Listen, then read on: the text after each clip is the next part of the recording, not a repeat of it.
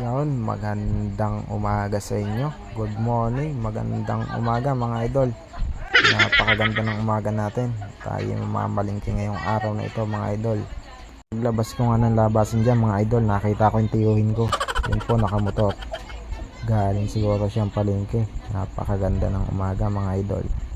Good morning. Panibagong araw, panibagong problema na naman ang ating kaharapin. Siyempre, day off natin ngayong araw na ito. Kailangan natin mamalingke at ipagluluto ulit natin ang dragon ng buhay ko mga idol. Siyempre, day off natin ngayong araw na ito. Kailangan natin ipagluto ulit siya. Hindi porket day off tayo, hindi na tayo gagawa sa ating bahay.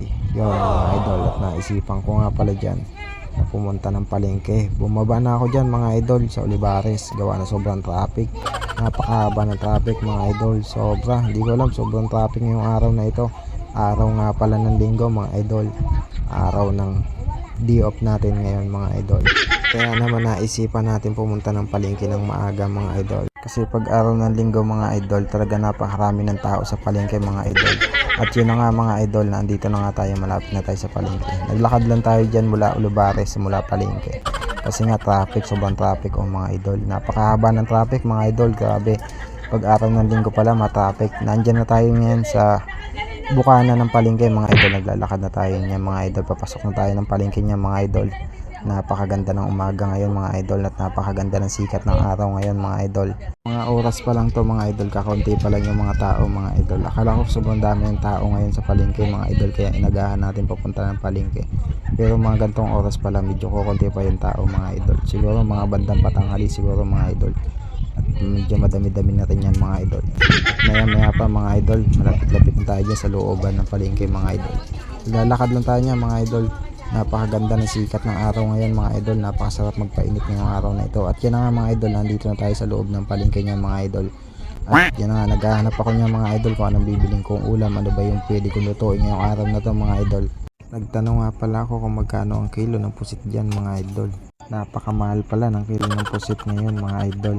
Pag gantong araw, linggo mga idol, at bagong baba daw ang kanilang mga pusit ngayon mga idol, at sariwa mga idol.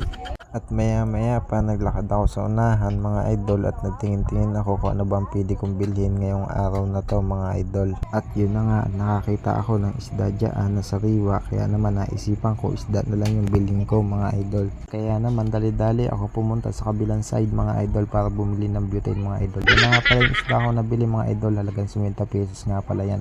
Sobrang sariwa na yan mga idol, murang-mura na yan mga idol, napakadami na. 50 pesos mo, sold na sa maghapon mga idol. At yun na nga mga idol, nandito na tayo ngayon sa bilihan ng butane mga idol. Kaya naman dali-dali na tayo nagbabayad dyan mga idol, para naman tayo makauwi na at makapagluto mga idol. Tanghali na rin kasi ng mga oras nito mga idol. At naisipan ko nga din palang bumili ng paa ng manok dyan mga idol. Titinulahin ko pala mga idol, naisipan ko kasi na meron nga pala papaya sa bahay mga idol. Ito na nga po, at nakasakay na tayo sa jeep dyan mga idol. Yan na nga pala yung mga pinamili natin mga idol. Hindi ko na nabidyohan yung mga iba kong pinamili mga idol. Nagmamadali na rin kasi ako ng mga oras na yan mga idol. Tanghali na rin kasi mga idol, magluluto pa tayo. Pag uwi natin mga idol, gagayatin pa natin yung mga rekado at yung mga pinamili natin mga idol. Kaya naman dali-dali na tayo umuwi dyan mga idol. At yun nga mga idol, tayo pababa na ng jeep dyan mga idol, at sa wakas nakauwi tayo matiwasay at payapa mga idol. At sa hindi ko inaasahan, may nakakilala sa akin dyan. Diba? Nakakataba lang naman ng puso kapag mayroong tao nakakilala sa iyo at may bumabati sa tuwing nakikita ka, diba? Napakasarap lang sa pakiramdam mga idol, na mayroong taong nakakakilala sa iyo mga idol sa tuwing nakikita ka mga idol at binabati ka. Napakasarap lang sa pakiramdam mga idol, at sana yung mga ngiting nakikita nyo sa akin ay palawakin pa natin. Sana ay patuloy pa rin kayong sumuporta sa mga bidyong ina-upload ko mga idol. At nagpapasalamat din ako sa inyo kasi patuloy pa rin kayo sumusuporta sa akin mga idol. At yun na nga po, at nandito na tayo ngayon sa bahay mga idol, at ginagayat ko na dyan yung binili natin kanina sa palengke mga idol na ulam. Ginagayat na natin ngayon mga idol. Samahan nyo ako sa paggagayat mga idol. Fast forward na nga pala mga idol para madali na tayong matapos sa ating pinagagayat mga idol. Fast forward na natin yan mga idol. Halina at samahan nyo ako ngayong araw na to mga idol. Yan, paa ng manok nga pala mga idol ang ating ginagayat dyan mga idol. Lulutuin natin yan para sa tinula mga idol. Minsan itry nyo din mga idol yung paa ng manok, ititinulan nyo mga idol, napakasarap pala mga idol, mas masarap pa dun sa laman ng manok mga idol.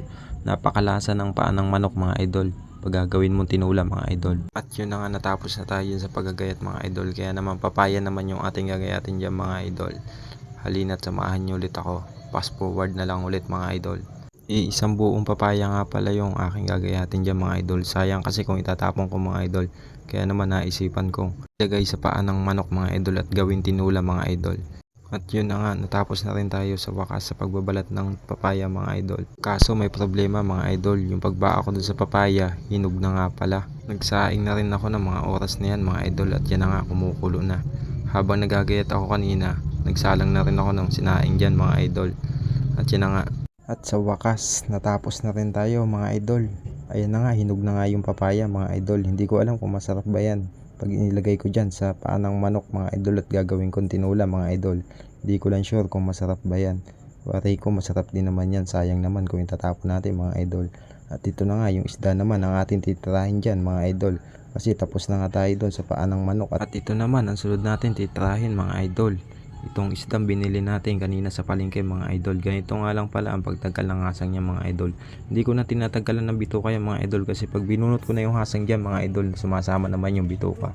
At sayang din naman kasi kung babaakin mo yun dyan mga idol, madudurog lang yung isda mga idol. Siguro hanggang dito na lang yung video natin mga idol. Maraming salamat sa inyo at maraming salamat sa mga sumusuporta sa akin at sa mga tao na nakakilala sa akin mga idol. Sana patuloy nyo pa rin akong suportahan hanggang huli mga idol. At marami pa tayong gagawin mga content na pwede makapagpasaya sa inyo mga idol. Maraming salamat sa suporta ninyo at sa mga tao na nakakilala sa akin mga idol. Magandang araw sa inyo mga idol. Sana mag-ingat tayo palagi mga idol. Yun lang at bye bye mga idol. Ingat palagi.